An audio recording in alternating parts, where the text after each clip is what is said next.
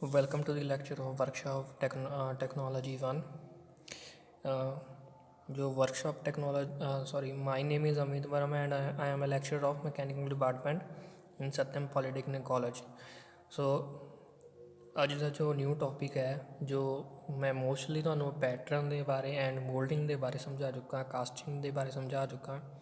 तो ਅੱਜ ਉਹ ਕਾਸਟਿੰਗ ਜੋ ਆਪਣੀ ਮੈਨੂਫੈਕਚਰਿੰਗ ਹੋਈ ਹੈ, ਕਾਸਟਿੰਗ ਬਣੀ ਹੈ, ਉਹ ਕਾਸਟਿੰਗ ਦੇ ਵਿੱਚ ਕੋਈ ਨਾ ਕੋਈ ਕਮੀਆਂ ਤਾਂ ਰਹਿ ਜਾਂਦੀਆਂ ਨੇ। ਠੀਕ ਹੈ, ਡਿਫੈਕਟਸ ਰਹਿ ਜਾਂਦੇ ਆ। ਸੋ ਉਸ ਡਿਫੈਕਟਸ ਨੂੰ ਆਪਾਂ ਜਾਣਨਾ ਬਹੁਤ ਜ਼ਰੂਰੀ ਹੈ ਕਿ ਕਿਉਂ ਡਿਫੈਕਟਸ ਪੈਂਦੇ ਆ, ਕਿਹੜੇ ਡਿਫੈਕਟਸ ਹੁੰਦੇ ਆ ਕਾਸਟਿੰਗ ਦੇ ਵਿੱਚ।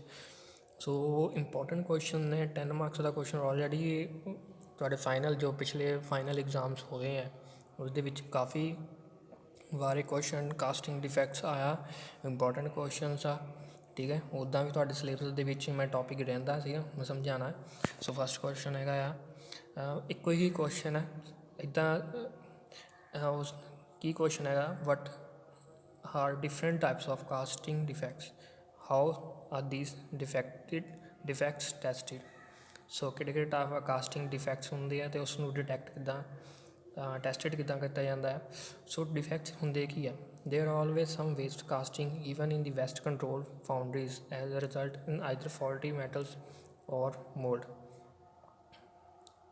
ਸੋ ਕਈ ਇੱਦਾਂ ਦੇ ਕਾਸਟਿੰਗ ਵੇਸਟ ਕਾਸਟਿੰਗ ਇੱਦਾਂ ਦੇ ਪ੍ਰੋਡਿਊਸ ਹੋ ਜਾਂਦੇ ਆ, ਫਾਲਟੀ ਜੋ ਮੈਟਲਸ ਹੁੰਦੇ ਆ ਜਾਂ ਫਿਰ ਮੋਲਡਸ ਹੁੰਦੇ ਆ ਉਸਦੇ ਦੁਆਰਾ ਪੈਦਾ ਹੁੰਦੇ ਆ। ਦੀ source of trouble it is if not clear at the time of pouring metal into the mold, it can generally be recognized when the casting is examined. Appropriate corrective action can then be taken when the part is next cast.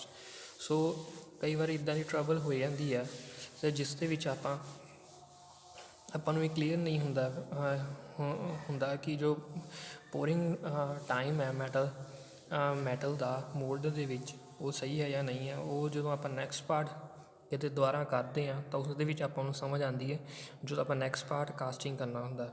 ਸੋ ਇਹ ਤਾਂ ਹੋ ਗਈ, ਇਹ ਤਾਂ matter ਨਹੀਂ ਕਰਦਾ।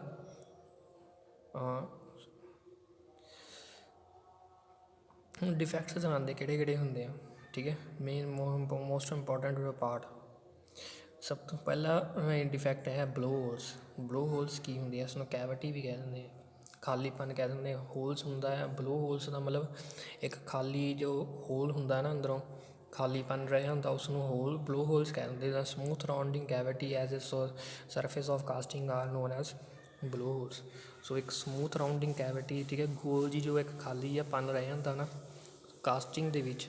ਜਦੋਂ ਤੁਸੀਂ ਪ੍ਰੈਕਟੀਕਲੀ ਦੇਖੋਗੇ ਨਾ, ਦਾਣੇ ਬਣ ਜਾਂਦੇ ਨਾ, ਖੱਡੇ ਜਿਹੇ ਬਣ ਜਾਂਦੇ ਛੋਟੇ ਜਿਹੇ, ਉਸ ਨੂੰ ਬਲੋ ਹੋਲਸ ਕਹਿੰਦੇ ਆ। ਠੀਕ ਹੈ, first defect most important mostly ਜੋ ਡਿਫੈਕਟ ਕਾਸਟਿੰਗ ਦੇ ਵਿੱਚ ਆਉਂਦਾ ਇਹ ਮੋਸਟਲੀ ਜੋ ਫਸਟ ਡਿਫੈਕਟ ਇਹੀ ਪ੍ਰੋਡਿਊਸ ਹੁੰਦਾ ਹੈ ਸਭ ਤੋਂ ਜ਼ਿਆਦਾ। ਉਸ ਦੇ ਕਾਜ਼ਿਜ਼ ਕੀ ਆ, ਲੈਕ ਆਫ ਵੈਂਟੀਲੇਸ਼ਨ, ਜਦੋਂ ਕਿ ਵੈਂਟੀਲੇਸ਼ਨ ਨਾ ਹੋਵੇ ਕਿ ਹਵਾ ਬਾਹਰ ਜਾਣ ਲਈ ਜੋ ਕੋਈ ਰਸਤਾ ਨਾ ਹੋਵੇ।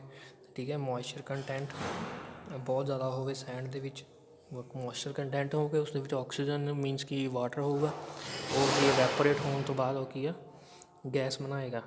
ਸੋ permeability of mould lost by hard ramming. So hard ramming means ਜਦੋਂ ਆਪਾਂ ਮਿੱਟੀ ਨੂੰ ਬਹੁਤ ਜ਼ਿਆਦਾ ਕੁੱਟ ਦਿੰਦੇ ਹਾਂ, ਠੀਕ ਹੈ, ਅਤੇ ਉਸਦੀ ਜੋ ਪਰਮੇਬਿਲਿਟੀ ਆ ਉਹ ਲੋਸ ਹੋ ਜਾਂਦੀ ਆ, ਮੀਨਸ ਕਿ ਹਟ ਜਾਂਦੀ ਆ। More fineness of moulding sand, fineness of moulding sand, ਜਦੋਂ ਬਹੁਤ ਜ਼ਿਆਦਾ ਮੋਲਡਿੰਗ ਸੈਂਡ ਫਾਈਨ ਹੋ ਜਾਂਦੀ ਹੈ ਤਾਂ ਬਲੋ ਹੋਲਸ ਆਉਂਦੇ ਆ। Exact amount of sulphur in molten metal, ਜਦੋਂ ਮੋਲਟਨ ਮੈਟਲ ਦੇ ਅੰਦਰ ਬਹੁਤ ਜ਼ਿਆਦਾ ਸਲਫਰ ਜਮ੍ਹਾਂ ਹੋ ਜਾਂਦਾ ਹੈ ਤਾਂ ਇਹ ਪ੍ਰੋਬਲਮ ਆਉਂਦੀ ਹੈ। ਹਾਈ ਗ੍ਰੀਨ ਸਟਰੈਂਥ, ਜਦੋਂ ਗ੍ਰੀਨ ਸੈਂਡ ਦੀ ਆਪਾਂ ਸਟਰੈਂਥ ਨੂੰ ਇੰਕਰੀਜ਼ ਕਰ ਦਿੰਦੇ ਹਾਂ ਤਾਂ ਇਹ ਪ੍ਰੋਬਲਮਸ ਆਉਂਦੀ ਹੈ। ਸੋ ਇਸ ਦੀ ਰੈਮਡੀਜ਼ ਤੋਂ ਬਚਿਆ ਕਿੱਦਾਂ ਜਾ ਸਕੇ, ਇੰਕਰੀਜ਼ ਵੈਂਟਿੰਗ। ਠੀਕ ਹੈ, ਸੋ ਆਪਾਂ ਵੈਂਟੀਲੇਸ਼ਨ ਨੂੰ ਇੰਪਰੂਵ ਕਰਨਾ ਹੈ, ਇੰਕਰੀਜ਼ ਕਰਨਾ ਹੈ। ਠੀਕ ਹੈ, ਹਵਾ ਦੇ ਆਉਣ ਜਾਣ ਦਾ ਰਸਤਾ ਨੂੰ ਬਣਾਉਣਾ ਹੈ। ਠੀਕ ਹੈ, ਇਸ ਦੇ ਵਿੱਚ ਜੋ ਹਵਾ ਨਾ ਭਰੇ, ਹਵਾ ਭਰਨ ਦੇ ਨਾਲ ਬਲੋ ਹੋਲਸ ਪੈਦਾ ਹੁੰਦੇ ਆ।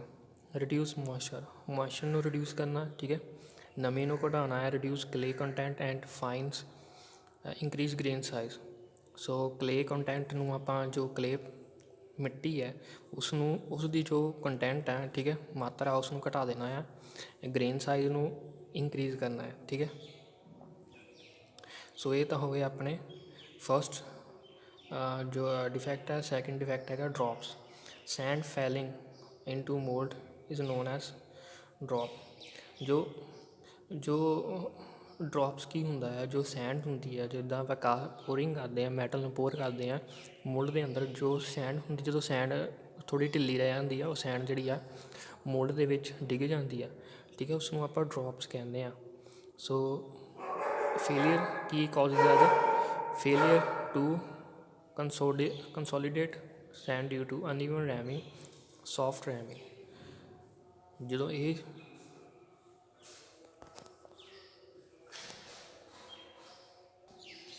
ਫੇਲੀਅਰ ਮੀਨਸ ਕਿ ਕਿੱਥੇ ਕਿਉਂ ਹੁੰਦਾ ਇਹ ਡਰੋਪਸ ਕੀ ਮਤਲਬ ਜਦੋਂ ਅਨਈਵਨ ਰੈਮਿੰਗ ਮੀਨਸ ਕਿ ਜਦੋਂ ਮਿੱਟੀ ਨੂੰ ਉੱਦਾਂ ਹੀ ਕੁੱਟ ਦਿੰਦੇ ਆ, ਠੀਕ ਹੈ, ਅਨਈਵਨ ਨੂੰ ਮਿੱਟੀ ਹੋ ਜਾਂਦਾ, ਅਨਈਵਨ ਸਰਫੇਸ ਹੋ ਜਾਂਦਾ, ਤਾਂ ਇਹ ਪ੍ਰੋਬਲਮ ਆਉਂਦੀ। ਸੌਫਟ ਰੈਮਿੰਗ ਦੇ ਦੁਆਰਾ ਪ੍ਰੋਬਲਮ ਆਉਂਦੀ ਹੈ ਜਦੋਂ ਢਿੱਲੀ ਰਹਿ ਜਾਂਦੀ ਆ। ਅਤੇ ਇਹਦੇ ਰੈਮੀਡੀਜ਼ ਕੀ ਆ? ਮੀਨਸ ਕਿ ਵਿੱਚ ਬਚਿਆ ਕਿੱਦਾਂ ਜਾ ਕੇ ਇੰਪਰੂਵ ਰੈਮਿੰਗ ਨੂੰ ਇੰਪਰੂਵ ਕਰਨਾ ਹੁੰਦਾ। ਸੋਰੀ, ਇਹਦੇ ਨੈਕਸਟ ਕਾਜ਼ਜ਼ ਵੀ ਹੈਗੇ ਆ ਇੱਥੇ। ਇਸ ਡਰੋਪਸ ਦੇ ਜੋ ਨੈਕਸਟ ਕਾਜ਼ਜ਼ ਹੈ ਉਹ ਹੈਗੇ ਆ low green strength of moulding, insufficient clay content, insufficient water content. Green strength ਜਦੋਂ ਮੋਲਡਿੰਗ ਵਿੱਚ ਜੋ ਗ੍ਰੀਨ ਸਟਰੈਂਥ ਲੋ ਜਾਂ ਘੱਟ ਹੋ ਜਾਂਦੀ ਹੈ। ਕਿਉਂ ਘੱਟ ਹੁੰਦੀ ਹੈ? ਜਦੋਂ ਕਲੇ ਕੰਟੈਂਟ ਘੱਟ ਹੋਵੇ, ਠੀਕ ਹੈ, ਜਾਂ ਫਿਰ ਵਾਟਰ ਕੰਟੈਂਟ ਵੀ ਨਹੀਂ ਸਹੀ ਹੋਵੇ। No or improper reinforce of mould where necessary. So mould ਨੂੰ ਰੇਨਫੋਰਸ ਪ੍ਰੋਪਰਲੀ ਨਾ ਕੀਤਾ ਗਿਆ ਹੋਵੇ। ਰਫ ਹੈਂਡਲਿੰਗ ਆਫ ਮੋਲਡ, ਠੀਕ ਹੈ, ਮੋਲਡ ਇੱਦਾਂ ਹੀ ਹੈਂਡਲ ਕਰਕੇ ਕਿਤੇ ਨਾ ਕਿਤੇ ਰੱਖ ਕੇ ਆਪਾਂ ਉਸ ਦੇ ਵਿੱਚ ਮੈਟਲ ਨੂੰ ਬੋਰ ਕਰ ਦਿੱਤਾ ਜਾਵੇ। ਸੋ ਇਸ ਤਰ੍ਹਾਂ ਦੇ ਹੈਗੇ ਆ। ਇਸ ਦੀ ਰੈਮੀਡੀਜ਼ ਕੀ ਆ? ਪਹਿਲਾਂ ਫਸਟ ਰੈਮੀਡੀ ਤਾਂ ਆਪਾਂ ਪਿੱਛੇ ਪੜ੍ਹ ਲਈ ਆ, ਰੈਮਿੰਗ ਨੂੰ ਇੰਪਰੂਵ ਕਰਨਾ। ਸੈਕਿੰਡ ਹੈਗੀ ਆ ਕਿ ਕੰਟਰੋਲ ਮੋਇਸਚਰ ਨੂੰ ਕੰਟਰੋਲ ਕਰਨਾ, increase mixing time and increase bond. So mixing time ਨੂੰ ਇੰਕਰੀਜ਼ ਕਰਨਾ ਹੈ, ਠੀਕ ਹੈ, ਐਂਡ ਇੰਕਰੀਜ਼ ਬੌਂਡ ਦਾ ਮਤਲਬ ਹੁੰਦਾ ਜੋ ਬੌਂਡਿੰਗ ਏਜੰਟ ਪਾਏ ਜਾਂਦੇ ਆ ਮਿੱਟੀ ਨੂੰ ਕੰਬਾਈਨ ਕਰਨ ਵਾਸਤੇ, ਉਸ ਨੂੰ ਵੀ ਇੰਕਰੀਜ਼ ਕਰਨਾ ਹੈ। So improve reinforce by mould by uses of wire, gaggers extra. So mould ਦੀ ਜੋ ਰੇਨਫੋਰਸਮੈਂਟ ਆ ਉਸ ਨੂੰ ਇੰਪਰੂਵ ਕਰਨਾ ਹੈ ਕਿਹਦੇ ਦੁਆਰਾ? ਵਾਇਰ, ਗੇਜ਼ਰਸ ਦੇ ਦੁਆਰਾ, ਠੀਕ ਹੈ।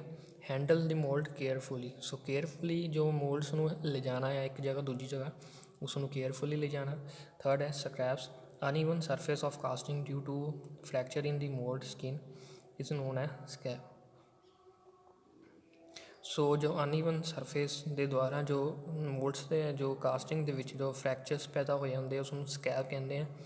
ਇਸ ਦੇ ਕਾਰਨ ਕੀ ਆ, ਕਿਉਂ ਪੈਂਦੇ ਆ, ਕਾਜ਼ਸ ਕੀ ਆ? ਫਾਈਨ ਗ੍ਰੇਨ ਸਾਈਜ਼, ਜਦੋਂ ਬਹੁਤ ਜ਼ਿਆਦਾ ਗ੍ਰੇਨ ਸਟਰਕਚਰ ਉਹਦਾ ਫਾਈਨ ਹੋ ਜਾਂਦਾ, ਉਹਦੇ ਦੁਆਰਾ ਪੈਦਾ ਹੁੰਦੇ। ਹਾਈ ਮੋਇਸਚਰ ਦੇ ਦੁਆਰਾ।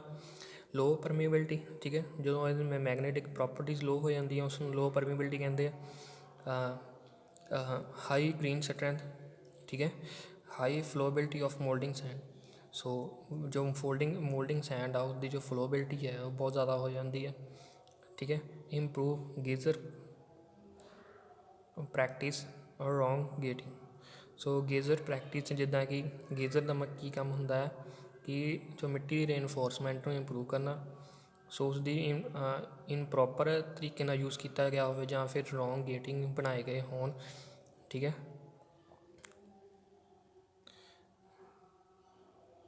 ਇਸ ਦੀ ਰੈਮੀਡੀਜ਼ ਕੀ ਆ? ਫਸਟ ਹੈਗਾ increase grain size and reduce fines. So grain size ਨੂੰ ਇੰਕਰੀਜ਼ ਕਰਨਾ ਅਤੇ ਫਾਈਨਸ ਨੂੰ ਮੀਨਸ ਕਿ ਮਿੱਟੀ ਦੀ ਜੋ ਗ੍ਰੇਨ ਸਟਰਕਚਰ ਹੈ ਉਸ ਨੂੰ ਵਧਾਉਣਾ ਹੈ, ਨਾ ਕਿ ਘਟਾਉਣਾ। ਰਿਡਿਊਸ ਮੋਇਸਚਰ ਨੂੰ ਰਿਡਿਊਸ ਕਰਨਾ, increase grain size and reduce fines. So same ਚੀਜ਼ ਆ ਗਈ ਰਿਡਿਊਸ ਮੋਇਸਚਰ, ਜੋ ਬੌਂਡ ਦਾ ਜੋ ਮੋਇਸਚਰ ਹੈ ਉਸ ਨੂੰ ਵੀ ਰਿਡਿਊਸ ਕਰਨਾ ਹੈ। ਸੋ ਨੈਕਸਟ ਹੈ ਲਾਸਟ ਹੈਗੀ ਆ ਕੱਟ ਐਂਡ ਵਾਸ਼ਿਸ। ਕੱਟ ਐਂਡ ਵਾਸ਼ਿਸ ਕੀ ਹੁੰਦੇ ਆ? Casting surface resulting due to erosion of mould surface by pour metals known as cut. So casting ਜੋ ਸਰਫੇਸ ਹੈ ਦੇ ਵਿੱਚ ਜਦੋਂ ਮੋਲਡ ਦਾ ਜੋ ਸਰਫੇਸ ਆ ਉਹ ਇਰੋਜ਼ ਹੋ ਜਾਂਦਾ ਹੈ, ਮਿੱਟੀ ਖੁਰ ਕੇ ਵਿੱਚ ਚਲ ਜਾਂਦੀ ਹੈ ਕਾਸਟਿੰਗ ਦੇ ਵਿੱਚ, ਉਸ ਨੂੰ ਕਹਿੰਦੇ ਆ cut. Casting portion resulting due to resulting due to proportion of molding have been washed by inflowing metal is known as wash। ਜਦੋਂ ਸੇਮ ਚੀਜ਼ ਹੈ ਕੱਟ ਐਂਡ ਵਾਸ਼, ਕੀ ਇਹਦਾ ਕੰਮ ਆ, ਕਾਜ਼ਜ਼ ਕੀ ਆ, ਹਾਈ ਮੋਇਸਚਰ ਹੋਵੇ, low green strength, improper gating, hot sand, uneven ramming of sand. ਠੀਕ ਹੈ, ਸੇਮ ਚੀਜ਼ ਰਿਪੀਟਡ ਹੋ ਰਹੀ ਹੈ। ਕੰਟਰੋਲ ਮੋਇਸਚਰ, ਇਸਦੇ ਰੈਮੀਡੀਜ਼ ਕੀ ਆ, ਮੋਇਸਚਰ ਨੂੰ ਕੰਟਰੋਲ ਕਰਨਾ, ਮਿਕਸਿੰਗ ਟਾਈਮ ਨੂੰ, ਕਲੇ ਬੌਂਡ ਨੂੰ ਇੰਪਰੂਵ ਕਰਨਾ, ਠੀਕ ਹੈ, ਇੰਕਰੀਜ਼ ਕਰਨਾ, ਇੰਪਰੂਵ ਗੇਟਿੰਗ ਸਿਸਟਮ ਨੂੰ ਇੰਪਰੂਵ ਕਰਨਾ, avoid the heavy stream of metal of flow through the single passage of an extended period of time. So ਬਹੁਤ ਜ਼ਿਆਦਾ ਜੋ ਮੈਟਲ ਨੂੰ ਇੱਕੋ ਦਮ ਨਾ, ਜਦੋਂ ਇੱਕੋ ਸਮੇਂ ਦੇ ਵਿੱਚ ਬਹੁਤ ਜ਼ਿਆਦਾ ਮੈਟਲ ਨੂੰ ਫਲੋ ਕਰਕੇ ਮੋਲਡ ਦੇ ਵਿੱਚ ਨਹੀਂ ਸਿੱਟਣਾ। ਠੀਕ ਹੈ, provide uneven ramming of send. So uneven ਰੈਮਿੰਗ ਜਿਹੜੀ ਆ, ਇੱਕ ਜ਼ਿਆਦਾ ਬਹੁਤ ਜ਼ਿਆਦਾ ਰੈਮਿੰਗ ਵਾਲੀ ਇੱਕ ਥਾਂ ਤੋਂ ਬਹੁਤ ਘੱਟ ਕਰ ਲਈ, ਉਹ ਉੱਦਾਂ ਨਹੀਂ ਕਰਨਾ। ਨੈਕਸਟ ਹੈ ਰਫ ਸਰਫੇਸ। ਰਫ ਸਰਫੇਸ ਦੇ ਵਿੱਚ ਜੋ ਉਸਦੀ ਜੋ ਕਾਸਟਿੰਗ ਦੀ ਸਮੂਥਨੈਸ ਆ, ਠੀਕ ਹੈ, ਸਰਫੇਸ ਸਮੂਥਨੈਸ ਆ ਉਹ ਘੱਟ ਜਾਂਦੀ ਹੈ। ਸੋ ਉਸ ਨੂੰ ਕਹਿੰਦੇ ਆ ਰਫ ਸਰਫੇਸ। ਸੋ ਉਹਦੇ ਕਾਰਨ ਕੀ ਆ, course grain of the send, ਜਦੋਂ ਗ੍ਰੇਨ ਸਾਈਜ਼ ਜਿਹੜਾ ਆ ਸਟਰਕਚਰ ਦਾ ਬਹੁਤ ਜ਼ਿਆਦਾ ਹੋਵੇ।